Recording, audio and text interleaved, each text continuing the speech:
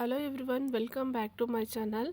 ನಾನಿವತ್ತು ಆಲೂ ಕಬಾಬ್ ಮಾಡೋಣ ಅಂದ್ಕೊಂಡಿದ್ದೀನಿ. ಅದಕ್ಕೆ ತಗೊಂಡಿರುವಂಥ ಇಂಗ್ರೀಡಿಯೆಂಟ್ಸು ಆಲೂಗೆಡ್ಡೆನ ಸ್ಲೈಸ್ ಮಾಡಿಟ್ಕೊಂಡಿದ್ದೀನಿ.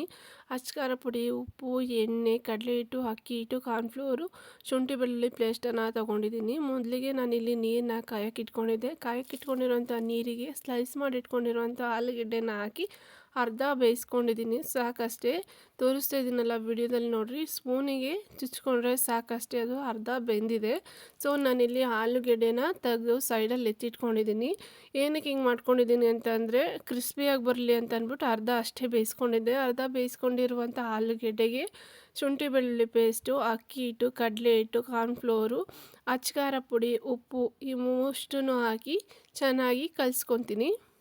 ಹೀಗೆ ಮಾಡೋದ್ರಿಂದ ಇಂಗ್ರೀಡಿಯೆಂಟ್ಸ್ ಎಲ್ಲ ಆಲೂಗಡ್ಡೆಗೆ ಚೆನ್ನಾಗಿ ಇಟ್ಕೊಳ್ಳುತ್ತೆ. ಸೊ ಆಲೂಗಡ್ಡೆನೂ ಚೆನ್ನಾಗಿ ಫ್ರೈ ಮಾಡಿದಾಗ ಎಣ್ಣೆಯಲ್ಲಿ ಫ್ರೈ ಮಾಡಿದಾಗ ಚೆನ್ನಾಗಿ ಕ್ರಿಸ್ಪಿಯಾಗಿ ಟೇಸ್ಟಿಯಾಗಿ ಬರುತ್ತೆ. ಸೊ ಅದಕ್ಕೋಸ್ಕರ ನಾನಿಲ್ಲಿ ಏನು ಮಾಡ್ತಾಯಿದ್ದೀನಿ ಅಂತಂದರೆ ಮಿಕ್ಸ್ನ ಚೆನ್ನಾಗಿ ಮಾಡ್ತಾಯಿದ್ದೀನಿ. ಕಾರ್ನ್ಫ್ಲೋರು, ಅಕ್ಕಿ ಹಿಟ್ಟು, ಕಡಲೆ ಹಿಟ್ಟು ಎಲ್ಲ ಚೆನ್ನಾಗಿ ಮಿಕ್ಸ್ ಆಗಲಿ ಅಂತ, ಆಲೂಗಡ್ಡೆ ಜೊತೆಗೆ ಮಿಕ್ಸ್ ಆಗಲಿ ಅಂತ ಮೇಲೆ ಕೆಳಗೆ ಮಾಡಿ ಆಲೂಗಡ್ಡೆ ಜೊತೆಗೆ ಚೆನ್ನಾಗಿ ಇಟ್ಕೊಳ್ಳಿ ಅಂತ ಅಂದ್ಬಿಟ್ಟು ಒಂದು ಸ್ಪೂನ್ ನೀರನ್ನ ಹಾಕ್ಕೊಂಡು ಚೆನ್ನಾಗಿ ಪುನಃ ಮಿಕ್ಸ್ ಮಾಡ್ಕೊತಾ ಇದ್ದೀನಿ.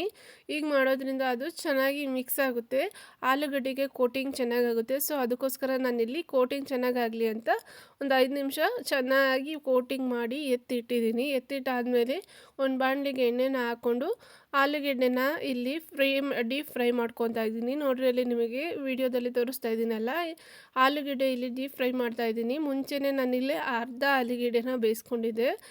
ಸೊ ಇಲ್ಲಿ ಒಂದು 10 ನಿಮಿಷ ಚೆನ್ನಾಗಿ ಫ್ರೈ ಮಾಡಿಕೊಂಡ್ರೆ ಸಾಕಷ್ಟೇ. ಮುಂಚೆನೇ ನಾವು ಅರ್ಧ ಬೇಯಿಸ್ಕೊಂಡಿರೋದ್ರಿಂದ ಇಲ್ಲಿ ಜಾಸ್ತಿ ನಮಗೆ ಟೈಮ್ ಹಿಡಿಯೋದಿಲ್ಲ.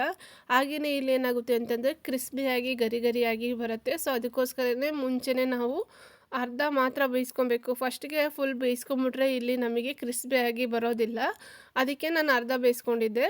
ಸೊ ಹೀಗೆ ಮನೆಯಲ್ಲಿ ಆರಾಮಾಗಿ ಆಲೂಗೆಡ್ಡೆ ಕಬಾಬ್ನ ಫಾಸ್ಟಾಗಿ ಮಾಡ್ಕೋಬೋದು. ಯಾರಾದರೂ ಫ್ರೆಂಡ್ಸ್ಗಳು ಬಂದಾಗ, ಇಲ್ಲಾಂತಂದರೆ ಫ್ಯಾಮಿಲೀಸ್ ಸೇರಿದಾಗ, ಫಂಕ್ಷನ್ಗಳಲ್ಲಿ ಆಲೂ ಕಬಾಬ್ನ ಮನೆಯಲ್ಲಿ ಆರಾಮಾಗಿ ಮಾಡ್ಕೊಬೋದು. ಇದನ್ನು ಮಕ್ಕಳುಗಳು ತುಂಬ ಇಷ್ಟಪಟ್ಟು ತಿಂತಾರೆ, ದೊಡ್ಡವರಿಗೂ ತುಂಬ ಇಷ್ಟ ಆಗುತ್ತೆ.